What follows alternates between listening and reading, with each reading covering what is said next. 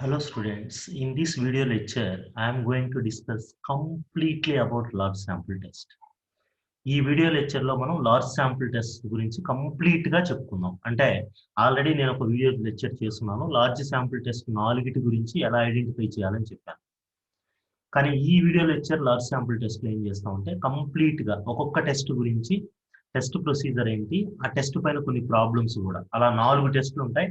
4 టెస్టుల గురించి test procedures, formulas ఎలా ఐడెంటిఫై చేయాలి, వాటిపైన ప్రాబ్లమ్స్ కూడా కంప్లీట్ లార్జ్ శాంపుల్ టెస్ట్ గురించి మనం క్లియర్గా ఈ వీడియో లెక్చర్లో మనం నేర్చుకోబోతాం. Okay, let us start. Large sample test. Large sample అంటే sample size greater than or equal to 30 ఉంటే లార్జ్ శాంపుల్ అంటారని మనం ఆల్రెడీ చెప్పుకున్నాం.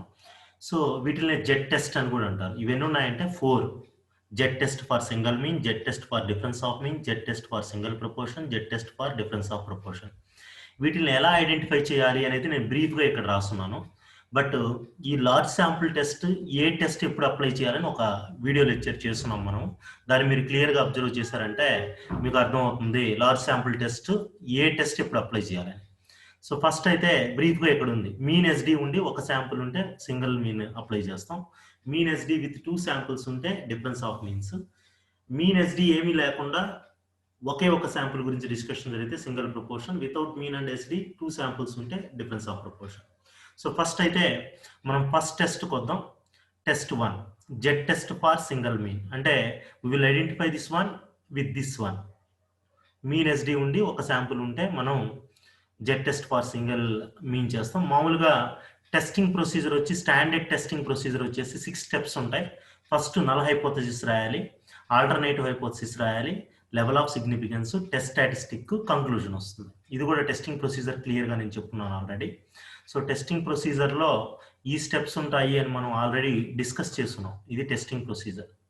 Working rule for testing hypothesis అని స్టెప్ 1 నల్ హైపోథసిస్ రాయడం, step 2 alternative hypothesis, level of significance రాయాలి, test statistic formula రాయాలి, తర్వాత టేబుల్ వాల్యూ చూసుకొని ఇది క్యాలిక్యులేటెడ్ వాల్యూ కానీ లెస్ దాన్ టేబుల్ వాల్యూ ఉంటే H0 యాక్సెప్ట్ చేయాలి.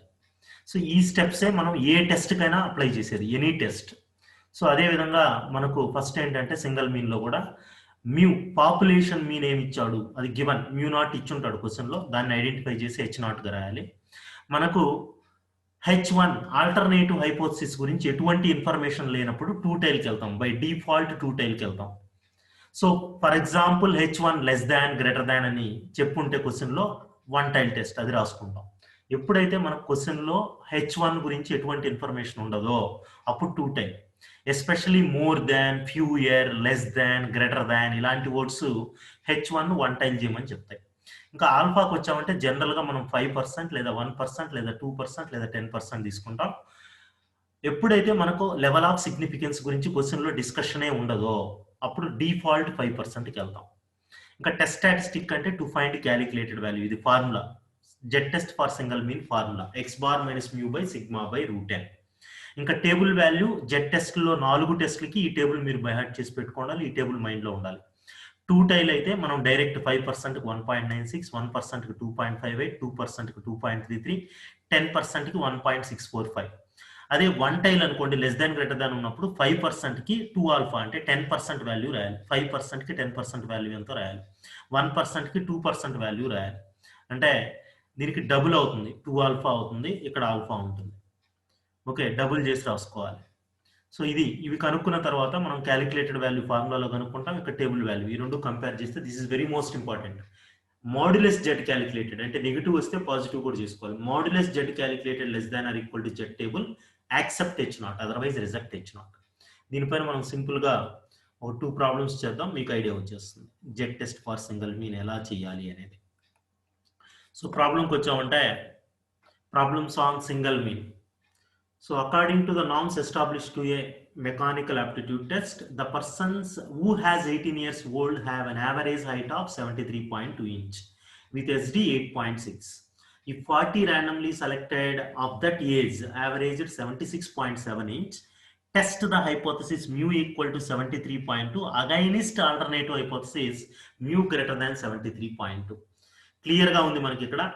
నల్ హైపోథసిస్ ఏం తీసుకోవాలో ఇచ్చాడు, టెస్ట్ ద హైపోథసిస్, ఇది నల్ హైపోథసిస్, ఆల్టర్నేటివ్ హైపోథసిస్ ఏం తీసుకోవాలని ఇచ్చాడు. అయితే ఇది సింగిల్ మీన్ టెస్ట్ అని ఎలా తెలుస్తుందంటే మనకు ఇక్కడ ఎస్డి గురించి డిస్కషన్ ఉంది, యావరేజ్ అంటే మీన్. అంటే ఇక్కడ మనకు క్వశ్చన్ ఏంటంటే ఒక నామ్స్ నుంచి ఎస్టాబ్లిష్ చేస్తారు, according to the norms established aptitude టెస్ట్కి ఎవరికైతే 18 years ఓల్డ్ ఉంటాయో వాళ్ళకి యావరేజ్గా 73.2 ఇంచ్ ఉంటుంది అనేది క్లైమ్. యావరేజ్ 18 years ఉండే వాళ్ళందరూ ఈ హైట్లో ఉంటారని. సో ఆ హైట్ ఉంటారా లేదా అని 40 స్టూడెంట్స్న ఆ ఏజ్ 18 years ఉండేటువంటి ఒక 40 మెంబర్స్ని తీసుకొని సెలెక్ట్ చేసుకొని చూస్తే 76 ఆ శాంపుల్కి 76.7 వచ్చింది. ఇప్పుడు ఈ క్లైమ్ని యాక్సెప్ట్ చేయాలా రిజెక్ట్ చేయాలా అంటే ఇక్కడ మనకు ఈ 40 శాంపుల్కి వచ్చింది వచ్చి ఇది శాంపుల్ మీన్ అవుతుంది, ఇది పాపులేషన్ మీన్. మనం పాపులేషన్ మీన్ని H0గా తీసుకోవాలి, కానీ ఆ హెడేక్ కూడా లేదు ఇక్కడ, ఎందుకంటే క్వశ్చన్లోనే H0 ఏం తీసుకోవాలో ఇచ్చేసాడు, mu 73.2. So H1 alternative hypothesis అంటే H1 mu greater than 73.2 one tail test compulsory రాయాలి.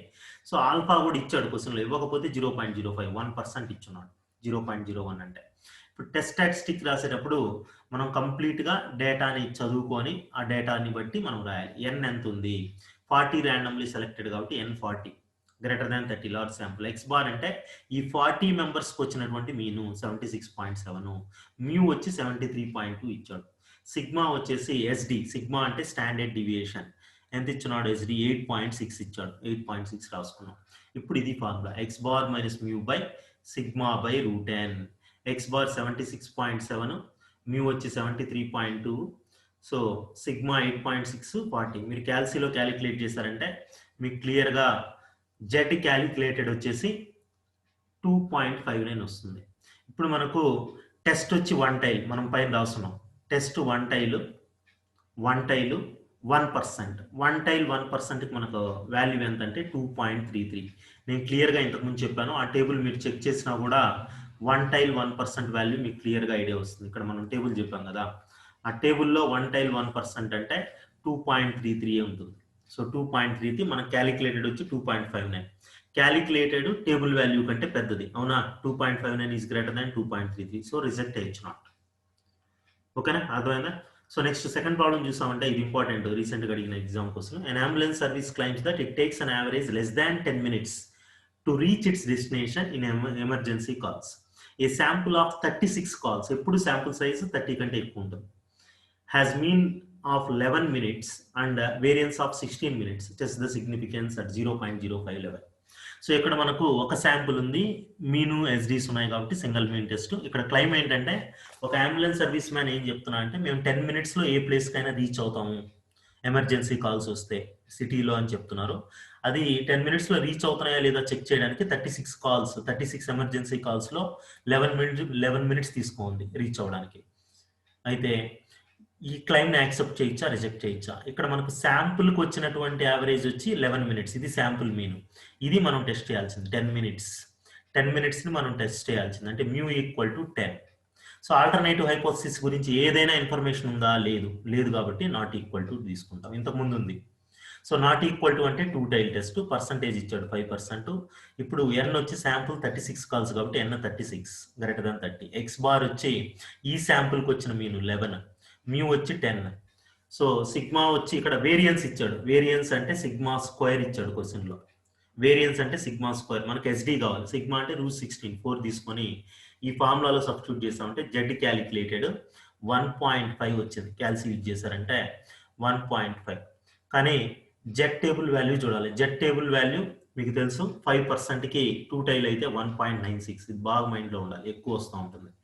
సో ఇక్కడ Z calculated 1.5, Z table 1.96, 1.5 less than 1.96. So accept H0 అంటే మ్యూ 10 కరెక్టే, యాక్సెప్ట్ H0. మరి క్లియర్, యాక్సెప్ట్ H0 అనేది మనకు ఇది సింగిల్ మీన్ టెస్ట్. అర్థమైందా single mean test? Next difference of means చెప్పుకుందాం. Z test for difference of means. Difference of మీన్స్లో మనం చెప్పిన 2 శాంపుల్స్ మీన్ ఎస్డి ఉంటాయని. సో మీకు డిఫరెన్స్ ఆఫ్ మీన్స్ అని ఐడెంటిఫై అయ్యిందా ప్రాబ్లము, ఇమీడియట్ ఇంకా మీరు H0 గురించి ఆలోచించబల్ల. H0 స్టాండర్డ్ 2 మీన్స్ ఈక్వల్ అని చెప్తాం. మ్యూ1 ఈక్వల్ టు మ్యూ2 రాసేయండి, ఇంకెతకబల్ల H0 కోసం. H0 కోసం సింగిల్ మీన్లో అయితే చూడాలి ఎంత వాల్యూ అని, ఇక్కడ చూడడం అవసరం లేదు. H1 వచ్చి by default not equal to లేదా క్వశ్చన్లో ఏదైనా గ్రేటర్ దాన్ లెస్ దాన్ అలాంటి వర్డ్స్ కనబడితే వన్ టైల్కి వెళ్తాం. ఇంకా లెవెల్ ఆఫ్ సిగ్నిఫికెన్స్ వీటిల్లో ఏదో ఒకటి, ఏది ఇవ్వకపోతే 5%. Formula X bar minus Y bar by square root of sigma 1 square by n1 plus sigma 2 square by n2. ఒకవేళ కొన్ని సమ్స్లో 2 ఎస్డీలు ఇవ్వడు, ఒకే ఎస్డీ ఇస్తే sigma root 1 by n1 plus 1 by n2 రాస్తాం. ఇంకా కంక్లూజన్ మీకు తెలుసు, Z calculated less than or equal to Z table అయితే accept h0. Modulus calculated value table value కంటే స్మాల్ ఉంటాయి. సో ఇంకా మీరు టేబుల్ వాల్యూ అంటే నేను చెప్పాను 2 టైల్కి ఈ 4 వాల్యూస్ గుర్తుండాలి అనేసి. 5% 1.96, 1% 2.58, 2% 2.33, 10%కి ఇది. వన్ టైల్ అయితే 5%కి ఇది రాయాలి, 1%కి ఇది రాయాలి. ఓకేనా?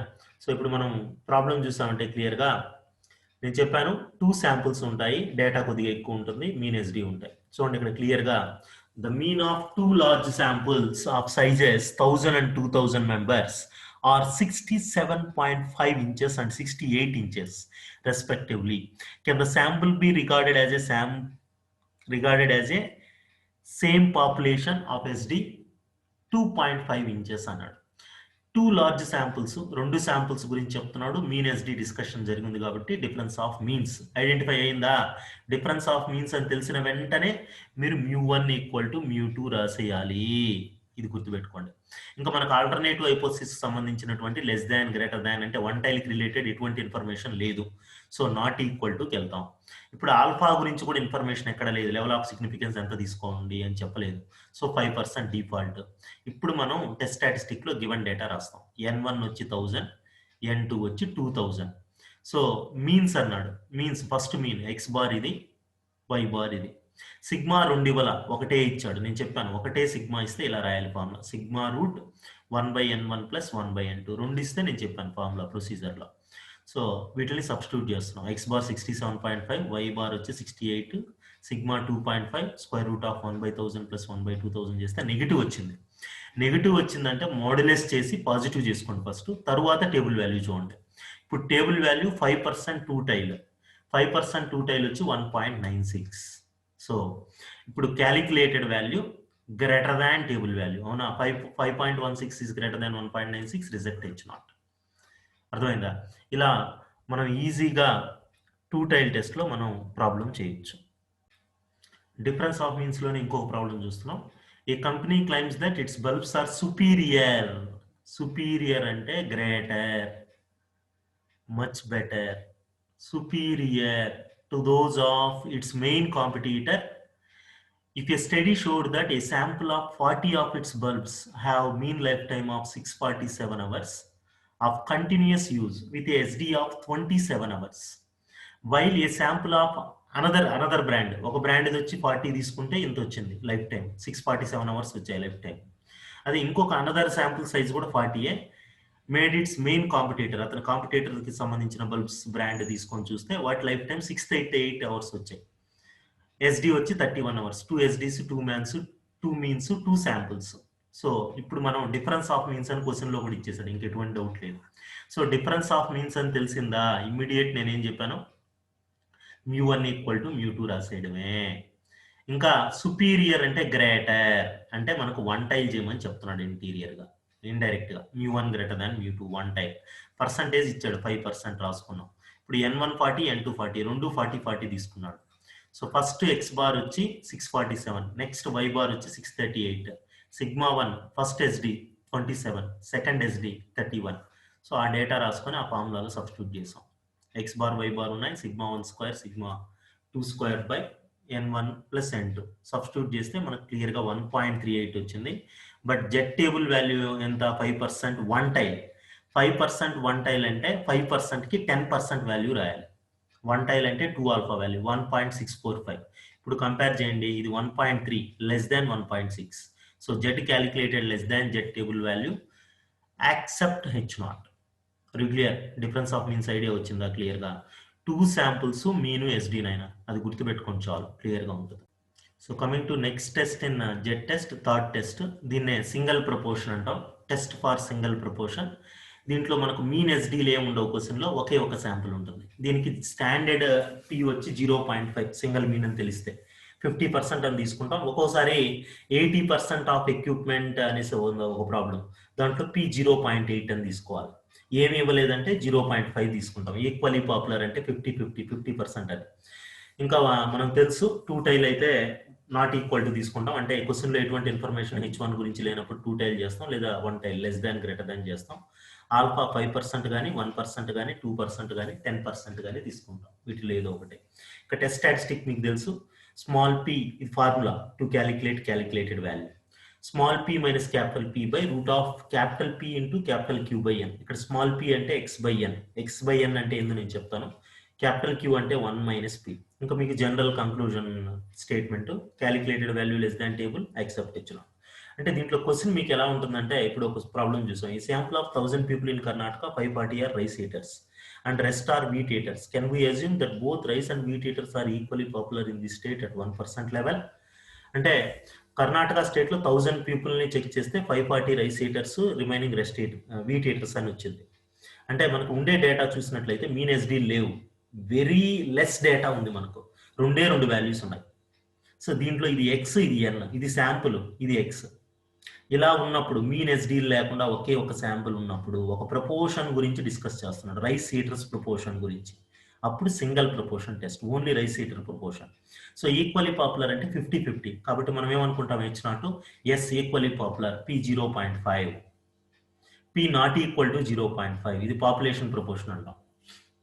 ఆల్ఫా ఇచ్చాడు క్వశ్చన్లో 1% అంటే 0.01. ఇప్పుడు ఎన్ ఎక్స్ ఇస్తాడు అంతే.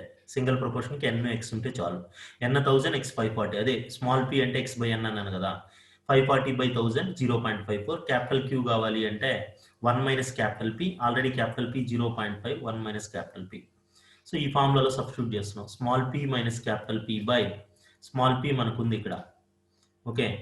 క్యాపిటల్ P ఉంది 0.5 by root of PQ by n. 0.5 into 0.5 by 1000 చేస్తే మనం క్యాల్సి యూజ్ చేసామంటే 2.532 వస్తుంది. ఇప్పుడు జెడ్ టేబుల్ వాల్యూ 1%, 2 టైల్ ఇక్కడ 2 టైల్ 1% ఎంత అంటే 2.58. Now compare Z calculated and Z table. Z calculated 2.5, ఇది వచ్చేసి 2.53, 2.58. సో 5358, 53 ఈజ్ లెస్ దాన్ 58 కాబట్టి accept H0. So coming to the next problem వచ్చామంటే, random sample of 125 cool drinkers, 68 said they prefer thumbs up to Pepsi. Test the null hypothesis. Null hypothesis ఇచ్చేసాడు. Alternative hypothesis greater than తీసుకోమన్నాడు. క్లియర్గా ఇచ్చేసాడు ఈ క్వశ్చన్లో అయితే. P 0.5, P greater than 0.5. అది single ప్రపోర్షనే. ఇక్కడ మీన్ ఎస్డి లేవు, ఒక శాంపులే. సో ఎన్ వచ్చి 125 శాంపుల్, ఎక్స్ వచ్చి 68, ఎక్స్ బై ఎన్ అంటే 68 by 125 ఇది వస్తుంది. ఇంకా మనకు క్యాపిటల్ Q అంటే తెలుసు కదా, 1 మైనస్ క్యాపిటల్ P, 0.5 వస్తుంది. ఇంకా ఈ ఫార్ములాలో రాయాలి. 68 by 125 అంటే ఇది వచ్చింది కదా, small p 0.544, 0.5 by square root of 0.5 into 0.5 by n అంటే 125. క్యాల్సీలో కొట్టారంటే ఈ వాల్యూ వస్తుంది. ఇప్పుడు కంపేర్ చేయండి. జెడ్ క్యాలిక్యులేటెడ్ ఏమో 0.9, జెడ్ టేబుల్ 5% 1 టైల్, 5% 1 టైల్ అంటే 10% వాల్యూ రాయాలి, 1.645. సో 0.9 is less than 1.6, అవునా?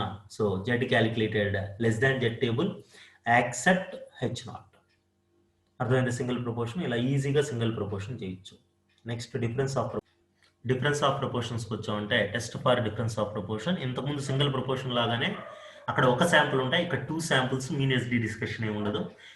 డిఫరెన్స్ ఆఫ్ ప్రపోర్షన్ అని ఐడెంటిఫై అయ్యిందా, మీరు ఇమీడియట్ గా H0 standard, how you write μ1 equal to μ2 అని రాస్తారు కదా, అలా.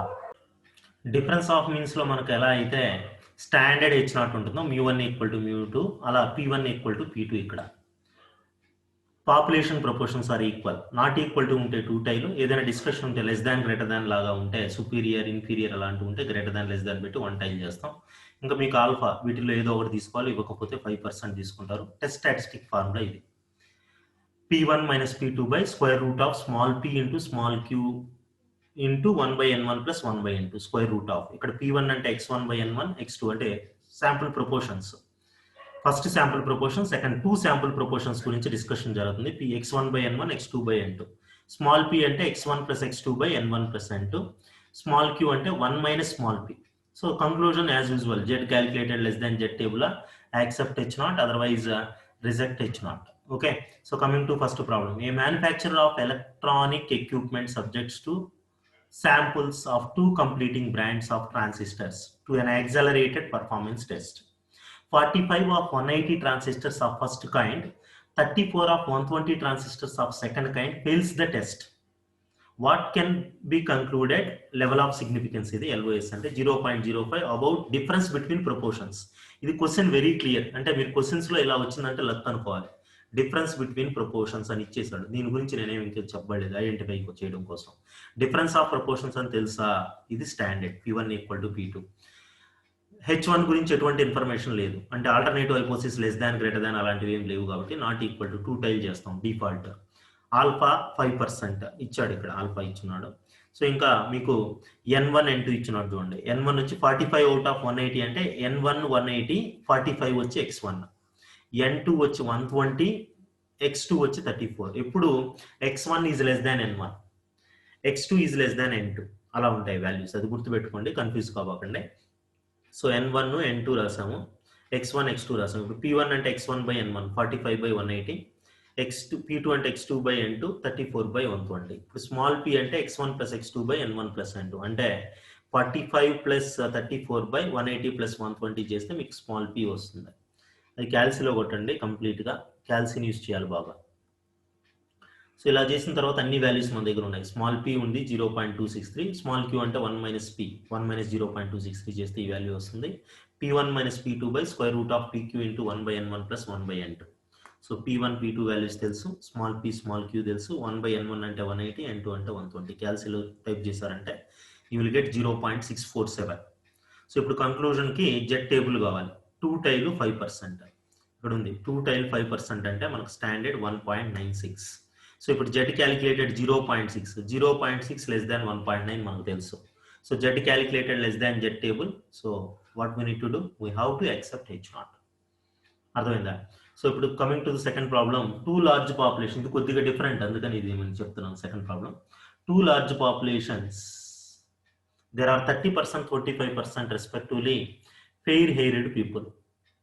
Okay, 30% to 25% fair haired people. Is this difference likely to be hidden in sample of 1200 and 900 respectively from the 2 populations? ఇక్కడ question లో చూసినట్లయితే మనకు ఎక్కడ కానీ మీన్ ఎస్డి డిస్కషన్ లేదు, 2 శాంపుల్స్ ఉన్నాయి. అయితే ప్రపోర్షన్స్ డైరెక్ట్గా ఇచ్చేసాడు, ప్రపోర్షన్స్ పర్సంటేజ్ ఇచ్చేసాడు, రేషియో ఇచ్చేసాడు. 30%, 25% అంటే P1 P2 డైరెక్ట్గా ఇచ్చేసాడు. ఇంతకుముందు మనకు X1 N1 అని ఇచ్చేవాడు, ఇక్కడ N1 N2 ఇచ్చాడు. ఇది N1 ఇది N2. X1 X2 ఇవ్వకుండా డిఫరెంట్ సమ్, ఇది డైరెక్ట్ ప్రపోర్షన్స్ ఉన్నాయి. ఓకే, ఈ ప్రపోర్షన్స్ అంటే 30% అంటే మీకు తెలుసు 30/100, 25% అంటే 25/100 అంటే P1 P2 ఇచ్చాడు డైరెక్ట్గా. అవి మనం ఇలా రాసుకోవాలి. ఇంకా ఫార్ములాలో ఇలా P1 P2 డైరెక్ట్గా ఇస్తే ఫార్ములా మారుతుంది, difference of proportion. P1 - P2/√P1 Q1/N1 + P2 Q2/N2. So P1 అంటే 0.3, P2 అంటే 25/100 0.25, Q1 అంటే 1 - P1 1 - 0.3, 1 - 0.3 అంటే 0.7, అలానే 1 - 0.25 అంటే 0.75. సో ఇప్పుడు దీంట్లో సబ్స్టిట్యూట్ చేసామంటే మనకు ఫైనల్గా 2.55 వచ్చింది క్యాలిక్యులేట్ చేస్తే. బట్ 2 టైల్ 5% వాల్యూ ఎంత, 1.96. కంపేర్ చేయండి, 2.5 1.9 కంటే పెద్ద కదా. Calculated value is greater than table, so reject H0. ఇలా మనం చాలా ఈజీగా లార్జ్ శాంపుల్ టెస్ట్ చేయొచ్చు. అర్థమైందా? మనం ఏం చేస్తామంటే ఇప్పుడు ఈ లార్జ్ శాంపుల్ టెస్ట్ 4 గురించి క్లియర్గా డిస్కస్ చేసుకున్నాం. సింగిల్ మీన్ టెస్ట్ అంటే ఏంటి, ఆ టెస్ట్ ప్రొసీజర్ ఏంటి, ఫార్ములా ఏంటి, H0 ఏం రాయాలి, H1 ఏం రాయాలి, అలానే టెస్ట్ స్టాటిస్టిక్, ఫార్ములా అంటేనే టెస్ట్ స్టాటిస్టిక్, దాన్ని ఎలా ఐడెంటిఫై చేయాలి, అలానే difference of means, single proportion, difference of proportion చెప్పుకుందాం. ఇది ఒక యూనిట్ యాక్చువల్గా అయితే ఒక యూనిట్ని మనం కంప్లీట్ చేసినట్టు టెస్టింగ్లో. నెక్స్ట్ స్మాల్ శాంపుల్ పైన కూడా ఇలాంటి వీడియో లెక్చర్ ఒకటి చేస్తాను. కంప్లీట్ 6 టెస్టులు ఉంటాయి, ఇక్కడ 4, అక్కడ 6 టెస్టులు ఉంటాయి. ఆ 6 టెస్ట్ గురించి చెప్పేస్తాను ఒకే వీడియో లెక్చర్లో. At a glance you can understand, you can prepare complete large sample test. ఒకేసారి లార్జ్ శాంపుల్ టెస్ట్ గురించి కంప్లీట్గా నేర్చుకోవచ్చు. అర్థమైందా? ఆల్రెడీ నేను చేస్తున్నాను ఈ వీడియో లెక్చర్స్, బట్ అవి అంత క్లారిటీ లేవంటున్నారని మళ్ళీ సెకండ్ టైం చేయడం అంతే, ఇంకేం లేదు.